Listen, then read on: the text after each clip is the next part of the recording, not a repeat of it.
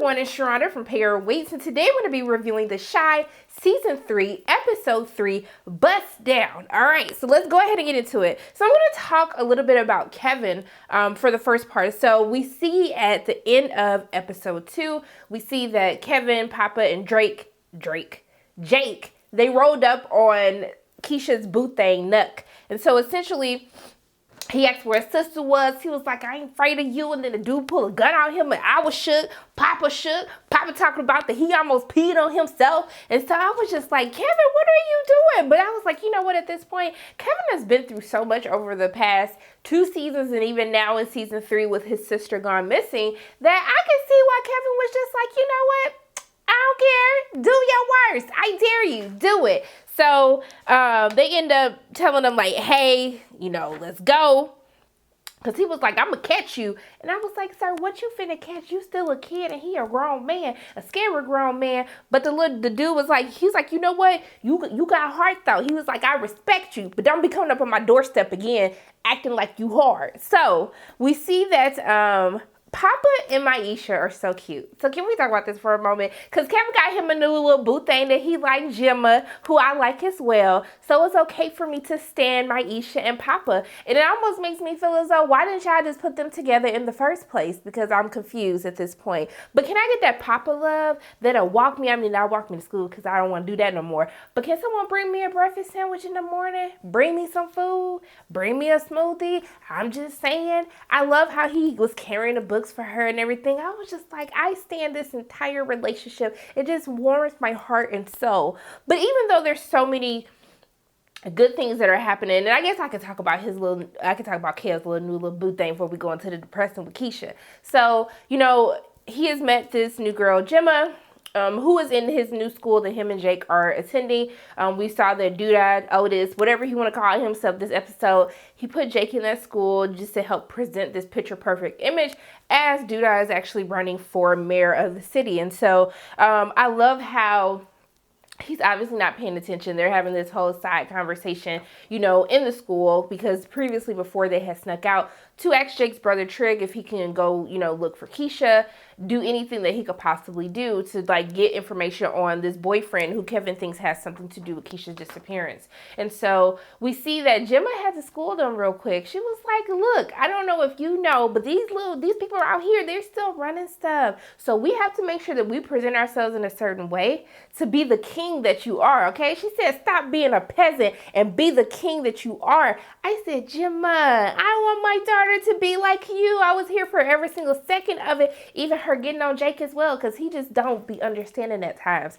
And so we know that Kevin got a little crush on Gemma. But even though we kind of have these moments of happiness where we see Kevin and Papa and their kind of new relationships or things like that, we're still met with a harsh reality about Keisha. And so this is something that we saw, and I thought it was so beautifully done on when we see Trig and Imani. So after he talks to Kevin and Jake, and when Jake says this is my family, I need you to do this for me, then we see that he and Imani, and I was like, Imani, why were you late putting out this gun though? You was all late, he had the gun ready. Imani, you all slow pulling the gun out. But Imani was about that life, y'all. She went in there, she held that gun up, she smacked people around a little bit, and I think we kind of get a little foreshadowing as to Imani's past. We saw that they had these women who they were trafficking, who they were basically selling, they were pimping out, selling their bodies, and they look like young women, young girls. And so you can tell that Imani had a soft spot. It's almost as if that's where she escaped from, right? And so we see that Imani is still met with this lingering thought of she wants to be there to save these women. And then he tells her hey, you got to focus, babe. We are here to get Jake. That is our only focus. We cannot save everybody. And then he starts singing to her, get a little singing song, and then we go into this beautiful love montage that is happening. But I love how they kind of immediately halt the music to come back to the reality of we have our joy, but Nina and Dre are still in pain because Keisha is still missing. So I thought that was just beautifully done, how they shot that entire scene, how we quickly have these moments of happiness that we've seen from the first episode where Keisha is running and, she's going to her mom's wedding to now, she's missing and we have no idea where she is. So I just thought that was beautifully done. But let's talk about Dre and Nina. So everyone's basically looking for Keisha. They're handing out flyers, trying to talk to people. You can tell that some people are trying to help, and then most people are just like, oh, another girl has gone missing. Like, ain't nothing about to happen. So she runs into Tracy, who was Ronnie's mom, who was killed in season 1, and she invites her to a rock meeting, her and Dre. And I was like, wow. So that's what we're doing. We're going to be that disrespectful. The shade that was going back and forth. I love how Dre always has Nina's back. But I was just like, my goodness, I thought we were here for all of the children, not just some people's children. I was just like, these mamas are shady. And I was like, thank you, Tracy, for reminding you guys like what your mission is, who you're fighting for. Keep your pettiness out of it. But then we see this leads to a bigger argument with Nina and Dre. And so she kind of hits her with the, these are my kids, not yours. And she was just like, I knew this day was going to come. And I was just like, wow, Nina, you really said that? Like, I would expect the kids to say something like that, but not you. And so, she talks about how Nina always wants to torture herself, how she always wants to focus on a negative. I did think it was wrong, like, when she was like, when Nina asked Dre, do you think I'm a good mother? And she's like, I think you do the best that you can. I said, ma'am, that's basically saying that she's not a good mama. You can't say that. You be like, I would have said, you know what? If you weren't, I would have never married you. And I'd be like, that's what you do, girl. You don't say you doing the best you can. You doing the best you can, meaning that you're struggling, honey, okay? You're not at 100%. I was just like, wow. But we see that, and I love when this dialogue that they write into the argument that they're having, when they're telling them, when they say that freedom is not a luxury that these kids can afford, right? And so we see that they later make up because Dre goes to the visual because Tracy wants to hold a visual to give more limelight to the fact that Keisha is missing. So maybe they will get some attention from the media and therefore more resources to help look for her. But we see that during the course of the episode, we see that Ronnie is at the visual as well, and he sees this white guy who is acting weird, and then he ends up chasing him, but he gets away, alluding to the fact that maybe he has something to do with Keisha's disappearance. And so that's pretty much how the episode ends. I guess we got to go ahead and finish talking about Ronnie, and then we got to talk about Raggedy Emmett for a moment too. Okay, so Ronnie was giving Ronnie just getting the boot thrown at him, okay? Miss Charlene said, I give back to the community, honey. Like, I know you homeless, but this my charity for the month. I was just like, wow, Charlene, that's how you feel? Okay, girl, go ahead, get yours the way you can get it. But then he was like, I don't want no pity cat. I said, ooh, wow, Ronnie, you being real choosy. Charlene look like a nice lady. She funny. She got good comebacks. I was just like, you tripping. But we end up seeing Ronnie being chased and beat up by some kids. I was like, Ronnie, why are you being beat up by these kids? And even we see that Papa's dad takes him in. And when Papa tries to tell his daddy, do you know who this man is that you done brought to this house? And he was like a child of God. And I said, okay, Papa. But can I get a side note? Why does Papa's daddy look like his real daddy? Like, they talk the same, they look the same, he's just a little bit darker. Like, is that his daddy in real life? Because I really need the answers to these questions. But yeah, so back to the story. So essentially, I guess we're going to be put on this arc, kind of what Ronnie was with Common's character. And I don't know what happened to Common. He just disappeared. Did he get killed and I didn't know it? I don't know what happened to Common, but he was supposed to be helping Ronnie on his path to salvation or to just get his life together. But I guess that's what we're going to have Papa's dad do for this season. And so we see that he ends up taking them to get groceries, cleans them up.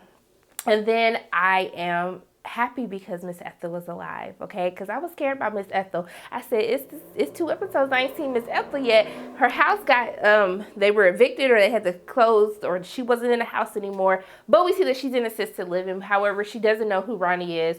Calls Ronnie a bum. Like, my grandson is a war hero. I don't know who your bum behind is. So I think this is the push that Ronnie needs to really get himself together. But I just really hope that he actually does it this time.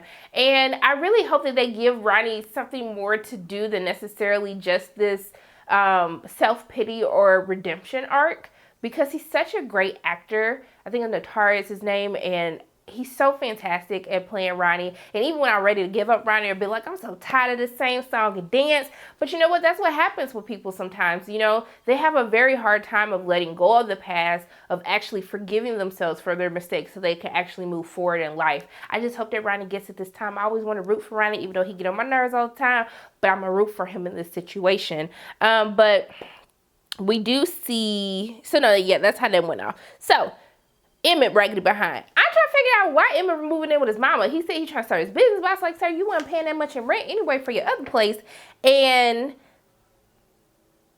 I don't understand why he lied to Nina. Was it Nina or Dre? Talking to Dre because he went to drop the food out that Sonny had him drop off, even though it was the Dominique's food. So I was really confused by that whole interaction because Sonny gave him the food, but then it was Dominique's food. Because that don't even matter in the grand scheme of things. But I do like that Jada checked him for lying and made him give the information to her social media accounts. The kids that came up with a whole different social media platform, child, to get away from their parents. I'm not mad at them, but y'all get it together. So we see that him and Tracy move in. Him and Tiffany, child. They move in. And I like how they get into an argument because he was supposed to take the baby to daycare and he promised her she didn't want to be late. And I was like, but girl, don't you smoke weed, sell weed? And then that's when he was like, don't you sell weed? Like the weed man always late. And I was like, I mean, I don't think it's the same thing, but I mean, she wants to be a professional. So I was totally here for this entire thing. But I'm still confused as to, hey, where your baby? You was pregnant last season. I don't understand what is happening. Can someone please tell me where this baby went? What the timeline is? How many months, weeks, days, hours has transpired since last season? I just need the answers to this. But yes, so they move in with her mama. She was like, hey, I'm not waking up to this mess no more. And I was like, Jada, protect your peace because this is ridiculous. I would have kicked them out right then and there. Actually, I wouldn't have let they raggedy behinds in my house again. But we see that... she ends up checking Jada saying, you can't keep saving Emmett. That's why he do some of the stuff that he does now because he knows that you'll always be there to pick up the pieces. And so I was really happy about, him. I was really happy about her doing that because even though Jada has given the tough love that Emmett needs, she still has her moments. And I know the mother's love for their child, they're always going to do what they can to help. But Emmett is a different case, honey. You just gotta, you just gotta pray for him and just let the Lord work, okay? So Dominique, still thinking they're gonna smash probably episode 5 now. Probably episode 5, episode 6. But we see that why Dominique coming to Sonny's establishment and tell him that he needs to use some buttermilk on his chicken. I said, ma'am, that's so disrespectful. Who does that? Don't nobody come in your house and tell you what you're supposed to make with your food. I was just like, wow, and Sonny was not having it. He felt very disrespected. Like, get her up out of my kitchen, get her up out of my establishment. But I'm still trying to figure out, does Sonny know that he does the business at night? Because I don't think he does. But like, how would he not know at this point that they're running a whole business? I guess I was just really confused about this. And maybe y'all can help me out with that as well. It's just added to the list of questions that don't seem to get answered for me week over week. But overall, this is really like a setup episode. Not a lot has happened. I'm happy that they slowed things down. Maybe not slow it down this much, but I do feel like they're trying to find their balance of where they're trying to go for this season. So hopefully the next episode is good, but I will make sure that I post that as soon as it gets done downloading after this one. But those are my thoughts on The Chi Season 3, Episode 3, Bust Down. As always, my name is Sharana from Pair Waits, and if you like what you saw today, make sure you hit the like button, hit subscribe, share this video with your friends, and make sure you hit the notification bell. And I love you guys 3000, and until I see you again, bye.